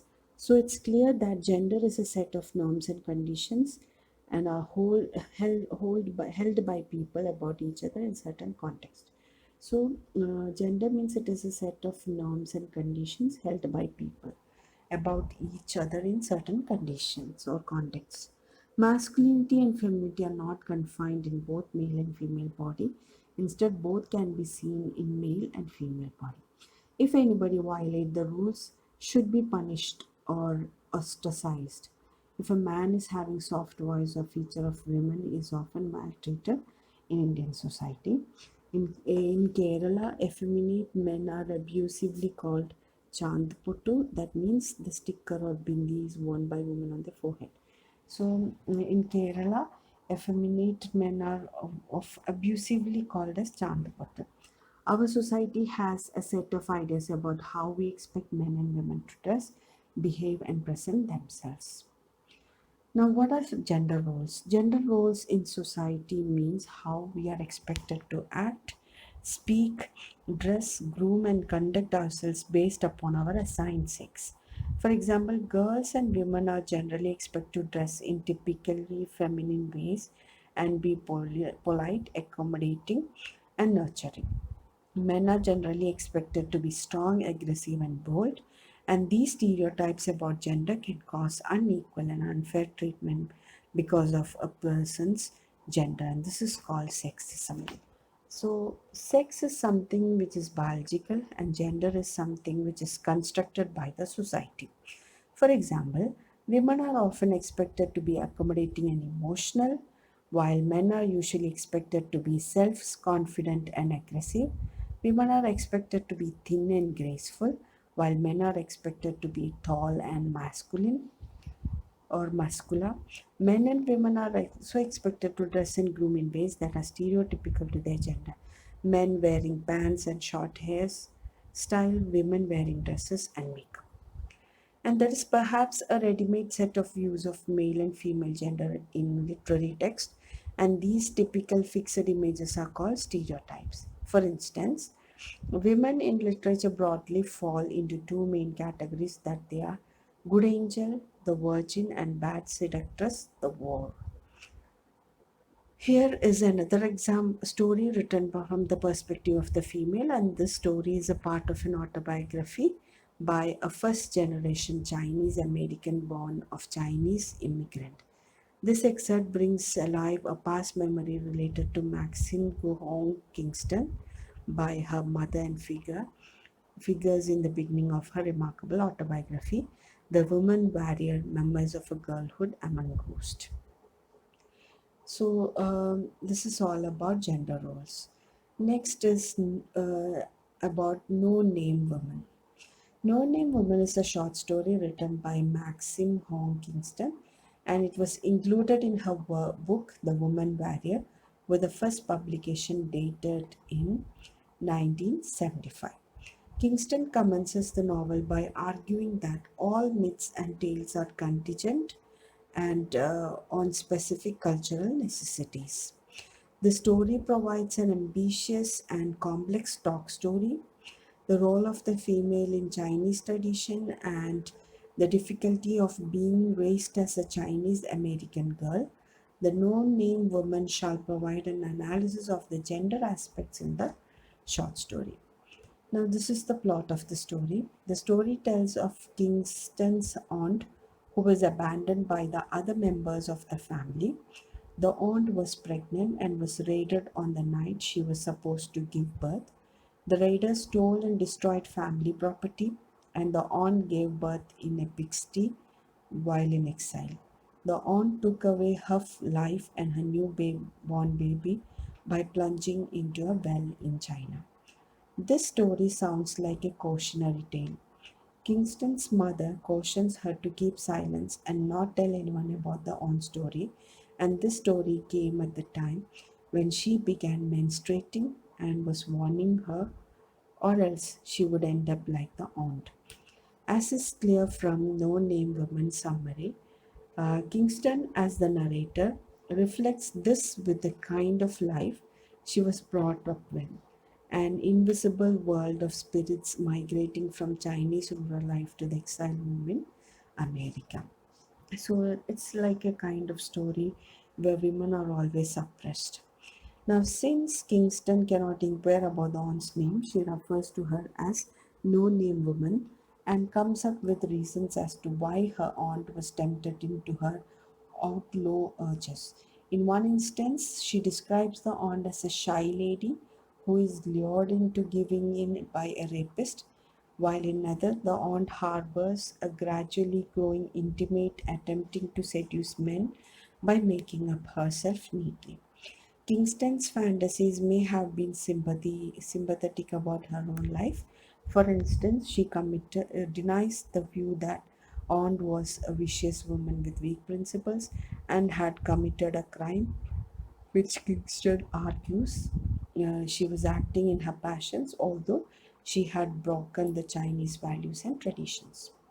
To reveal the difficulties in story, Maxine Hong Kingston in No Name Women uses numerous dichotomies and conflicts between the private and public, merriment and essentials, persons' wants for expression and society's desire for organizing. She pictures how old Chinese culture was like repressiveness, strictly controlled community in which one did not have a private life, society's sake or well-being dictated one's actions. In this case, Kingston's aunt's character represents the worst extension of aggression, her private passion, publicized by her unwanted child, interfered with the social order and threatened the continuity of the society. Kingston argued that in situation of plenty, adultery could have been only a mistake when members of the village expected everyone to cooperate in providing food, although it was criminalized. Now, this is all about the story, No Name Women. So, since no, from the title itself, it's very clear that the name of the woman is not okay. Next term is subaltern. The word subaltern refers to any person or group of inferior rank or station, whether because of race, class, gender, sexual orientation, ethnicity, or religion. In describing cultural hegemony as popular history, Antonio Gramsci coined the term subaltern to identify the social group excluded and displaced from the socio-economic institutions of society in order to deny their political voices. In case of Dalits in India, the caste system is a discourse that justifies and promotes the interest of the upper caste. The Dalits and the lower caste are made to believe that their knowledge system is inferior and therefore they are not agents of their lives. For instance, in Malayalam films, the lead characters are almost always either from a middle class Nair family or Syrian Christian. Dalits, they have been stereotyped in many ways and reduced to being sidekicks to villains or unskilled laborers having no identity. They remain as an instrument to idealize the hero, to act as a contrast to the elite protagonist, or as the poor, helpless victim who offer the protagonist as opportunity to display his heroism. The artistic expression of the Dalits was seen as inferior and dismissed as folk. And it is recently that Dalit literature has been made visible. Sharan Kumar Limbale, one of the earliest Dalit writers, defined Dalit literature as literature which artistically portrays the sorrow, tribulation, slavery, degradation, ridicule, and poverty endured by Dalits. This is how Limbale talks about Dalit literature. Now let's talk about the next work, Which Language Should I Speak? And it's a poem by Arun Kamble. This is stanza 1. Chewing trotters in the badlands, my grandpa, the permanent resident of my body, the household of tradition heaped on his back, hollers at me, you war son, talk like we do, talk, I tell you. And picking through the Vedas, his top knot well oiled with ghee, my Brahmin teacher tells me, you idiot, use the language correctly. Now I ask you, which language should I speak? So this is translated from Marathi by Priya Adarkar, and this poem helps the poet confront a seminal concern for Dalits in the Indian society. He talks about the identity crisis that has been carved out of a legacy of cultural ambivalence. He is told by his grandfather, you whoreson, talk like we do, talk I tell you. It's clear from his grandfather's words that there are certain social expectations from the speaker that precedes even his existence. So there are certain preconceived ideas of what is authentic when it comes to their language, and this ideas of or this leads to a confusion in the mind of the child who is told something completely else by his Brahmin teacher later on. He is held in the mind of a conflict between his Dalit grandfather, who wants him to essentially speak him like him, and his Brahmin teacher, who is busy with the Vedas. Now, the major themes discussed in this poem are identity and language, life of the poor, hypocrisy of the rich.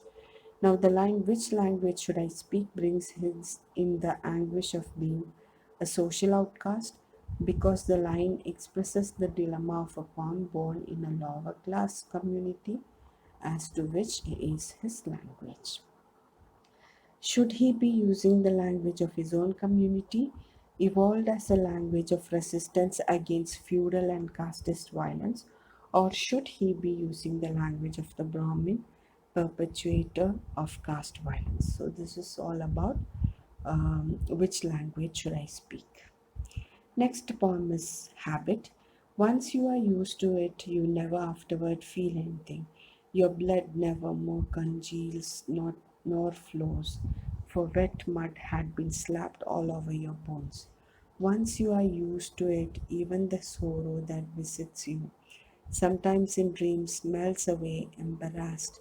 Habit isn't used to breaking out in feelings. Now, F.M. Shinde is a very prominent Marathi poet with 24 collection of poems. His first book, Julus, was a proclamation of the birth of a writer who empathizes with the agony of the underprivileged. His other books include Fakira Che Abanga and I Ani Itar Kavida. His contribution to Marathi literature has been recognized by the three state government award conferred on him. Shinde is adept not just in poetry but also in prose, and his book Dilli Se Dilli is a complex political satire. Shinde is also the chairman of the Theatre Censor Board Government of Maharashtra. He taught Marathi in Deogiri College in Aurangabad for several years. F.M. Shinde seems to focus on the passivity of the suppressed Dalits in the poem. As the title says, it becomes a habit to suffer, not feel anything. Pain or anger, as the oppressors are rendered lifeless like mud, clay, statue. The caste hierarchy of Hinduism has made the one belonging to the lower strata, the untouchables, the Dalits suffer and tolerate injustice and discrimination for ages. The poet points at and condemns this system of suffering that has made the Dalits habitual to it and foreground how they suffer without any protest or resistance. The poem is written in very simple, unembellished language, yet the emotions expressed are strong and intense. The tone is not of direct rebellion, but it condemns the agency which perpetuates injustice and discrimination on the basis of caste. The poem habit exhibits that pain which has settled in the mind of the oppressed over a large period of time. The poem exposes the helplessness of the situation, and the state of helplessness act as a catalyst for the rebellion and revolt that is much needed. The poem seems to be is to one should get out and seek freedom. Now, imagery. Habit. When one becomes used to something, it tends to become a habit. If one is habituated, then one tends to see things as normal even when they are not. By using the imagery of habit, the poet delves into the suffering and exploitation, which, according to the poet, have become a habit for the Dalits. And after ages of subjugation and oppression, the Dalits may have considered suffering as normalcy and they suffer without any protest or resistance. The poet uses the imagery of mud or clay statue to delineate the lifeless and dehumanized condition of the Dalit. The poet says that one habituated to humiliation and suffering becomes passive without any voice of protest. The blood stops flowing and one becomes mud or clay statue. Next poem is Identity Card by S. Joseph. In my student days, a girl came laughing, our hands met kneading her rice and fish curry. On a beach, we became a Hindu Christian family. I whiled away my time reading Neruda's poetry, and meanwhile, I misplaced my identity card. I noticed, she said, returning my card. The account of your stipend is entered there in red. These days I never look at a boy and a girl lost in themselves. They will depart for after a while. I don't I won't be surprised even if they unite. Their identity cards won't have scribbling in red.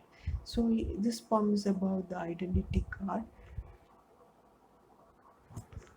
and how the identity of a person matters. S. Joseph was the poet who belongs to an artisan family. He is Christian by birth, as his family was communist. He was raised without any contact with the church, and he was attracted towards the Naxalite movement. Joseph has not been directly involved with Dalit movement. So you should understand that Joseph was Christian by birth, and his family was communist. He was raised without any contact with the church, and he was attracted towards the Naxalite movement. And this is his words: "As a Christian, I am a disguised Dalit." He observes, adding, "My name, my culture has no place in the movement which is concerned with Hindus and their sorrows. Poetry is the space of ambiguity and dreams." So these are his words, which clearly states how he is disguised as a Dalit, and his name, his culture has no place in the movement which is concerned with Hindus and their sorrows. He behaves as a common subaltern. Okay, my poetry, he says, "I have taught and lived among tribal children, fisher peoples, blacksmiths. My poetry is about all these people who are outside the mainstream." His latest collection, Identity Card, which was published in 2006, carries several love poems. In that, a Dalit Christian boy falls in love with an upper caste girl. He loses his identity card. When it's found, the girl notices a red mark indicating the stipend. The red ink that denotes his caste he receives as a Dalit. The card in the stipend is a caste mark, and it cost him his love. That is, once his lady love found his card, she understands that he belongs to Dalit community, and he is a person who receives stipend. So, because once she understood this, because of the red mark in his identity card, she left him. And his latest collection, identity card, um, okay, the card and the stipend is a caste mark, and it cost him his love. In this poem, Identity Card, he shows a world where love seldom triumphs over caste identity. So, identity is above love here, and hence, since uh, he belonged to a Dalit community, he lost his lady love. And he purely talks about racism, where a Dalit is scorned by his non Dalit girlfriend. One day he lost his identity card. He must have never thought, along with the identity card, he would also lose his love. His girlfriend gave him his lost identity card and told him, after knowing that he was a Dalit, her love faded for him. Whenever he sees a boy and girl deeply in love, he is sure that they will depart very soon of the same reason of his, or if they unite, he wouldn't be surprised because that boy will never be a Dalit. This is a short poem where much lies unsaid between red scribbles on college ID card and intensely charged lines of verse. S. Joseph depicted the plight of a Dalit who has no right even in his love. The scribbling in red denote the red color, which is used to mark students who require caste reservation. This marking in red prompts the girl to rethink her love towards the boy who is a law of a caste. Red is often associated with productivity, creativity, revolution, love, etc. However, here the scribbling in red leads to the deserting of the boyfriend by the girl. Words like student day, bench, stipend, Aitika suggest that it is a classroom. Neruda's concept of love is revolutionary and esoteric, which asserts that love is secular and democratic. However, Identity Card is a poem that critiques such a romanticized concept of love. Here, love is determined by one's caste identity. Okay, with that we come to the end of the poem, the identity card. Next is the concept of child. The child is another marginalized figure in the society and by extension in literature and culture. A child is seen only as a non adult or an adult in the making rather than as an individual on her or his own terms. The concept of a child varies from culture to culture. Power plays an important role in the relationship between child and adult. We often treat them as inferior, and their interest, choice, values, and attitudes, particularly in the Indian context, are decided or shaped by the adults. So, actually, the role of a child or power of a child, power plays an important role in the relationship between child and adult, and always a child is considered as an inferior. Okay, and the absence of choices make the relationship of the child and adult hierarchical. In many literal texts, the child is depicted as innocent, angelic or devilish, unreasonable, uninformed, thereby essentializing the person of a child. So, the description of children appear homogeneous in text across cultures, nations, and historical periods. Therefore, the true voice of children are silenced and their experiences erased. Next is concept of cure. Before talking about cure, you should know what is sexuality. Just like our subjectivity, our sexuality is also a socially constructed one. So sexuality is a socially constructed concept. We generally think of two sexes, the male and the female. Now, when you were born, the doctor or midwife assigned you a sex based on your body's physical characteristics. And we may have been taught that male and female are the only gender identities. And this is the binary view of gender. But a person's gender identity may differ from the sex they were assigned at birth. Such subjects are called transgender. So, if the person's gender identity may differ from the sex they were assigned at birth, they are known as transgender. Sexuality is not just about sex and certain body parts that are associated with the male and the female body.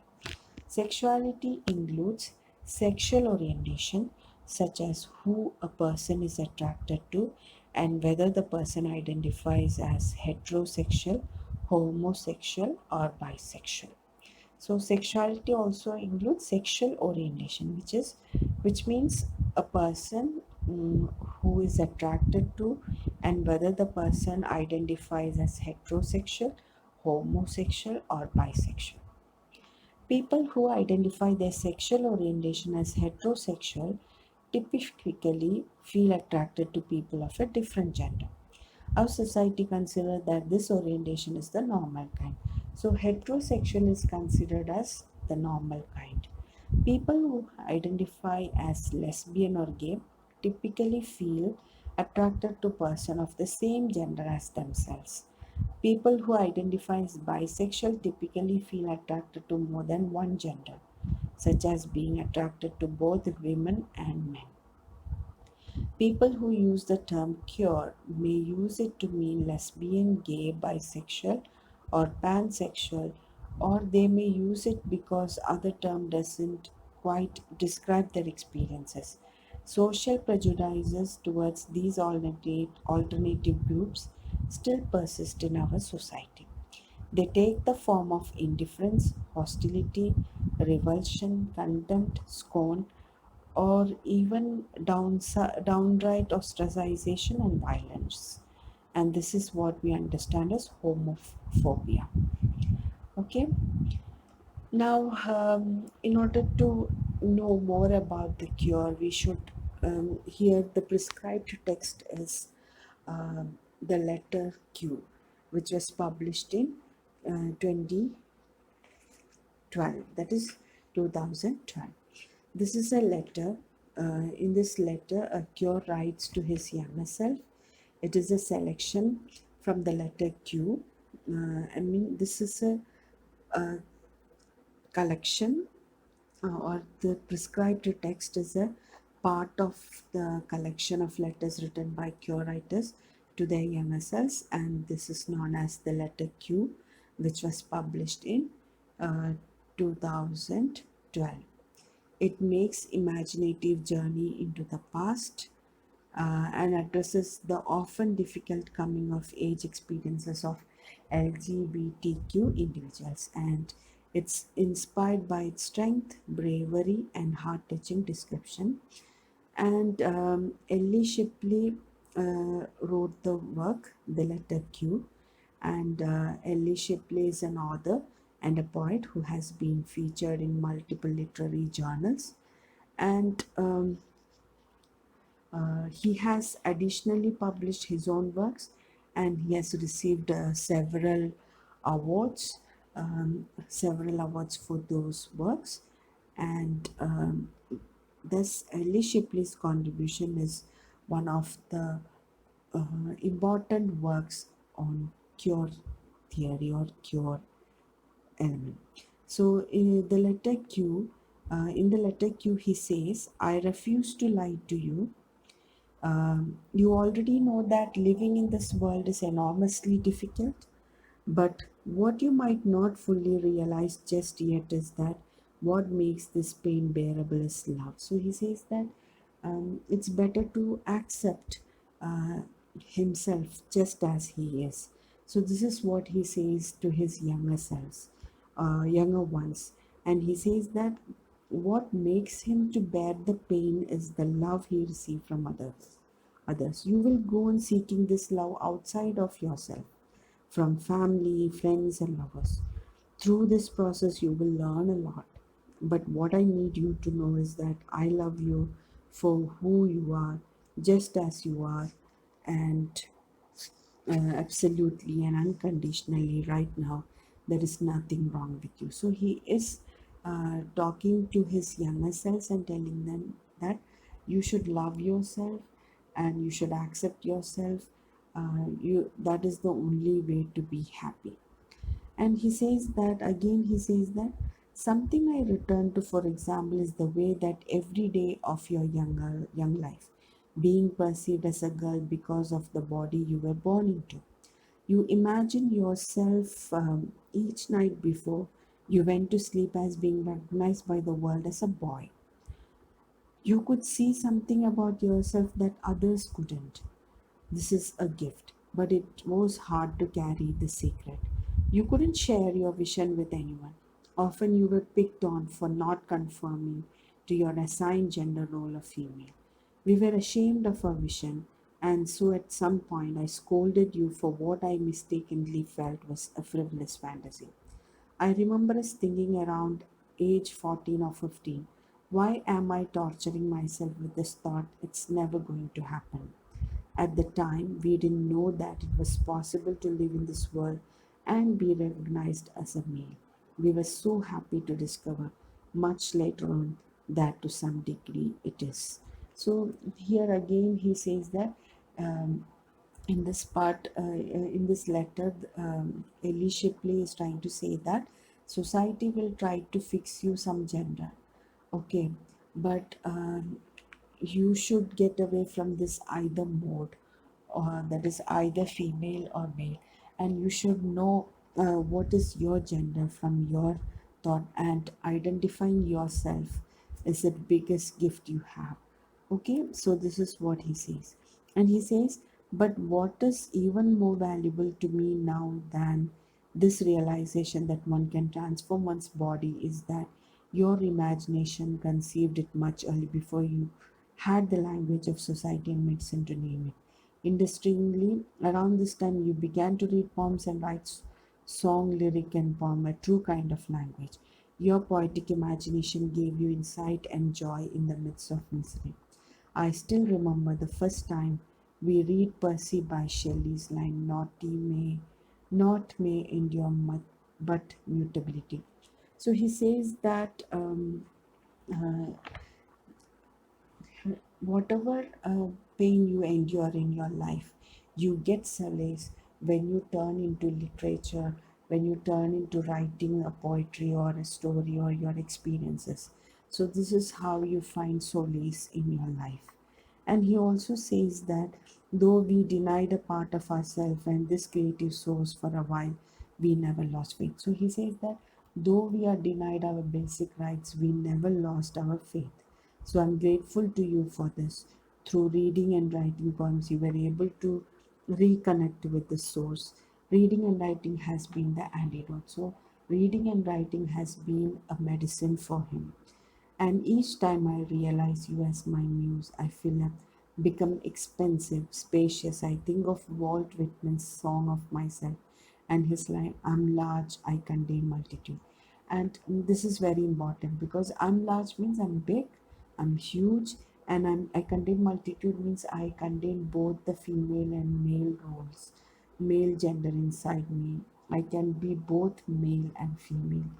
And he also remembered Jack Spicer's imperative poet, be like God.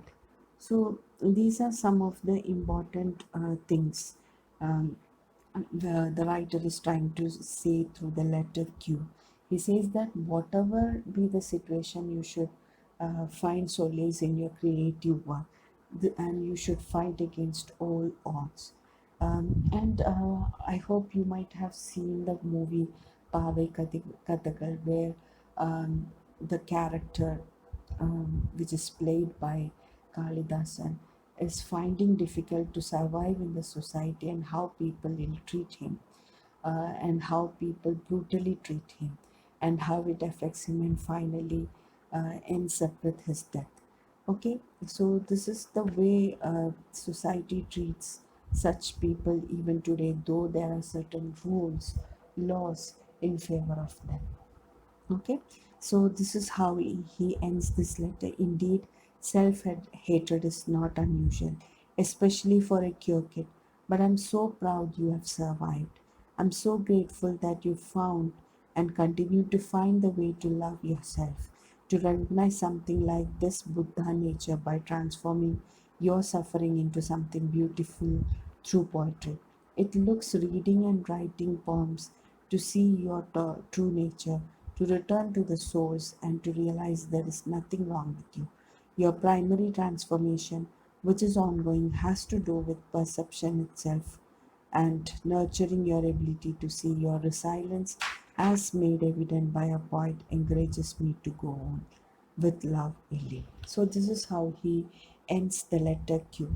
So when he says that whatever happens, whatever contemptuous experiences you had, you should ignore that, and you should find happiness in your suffering.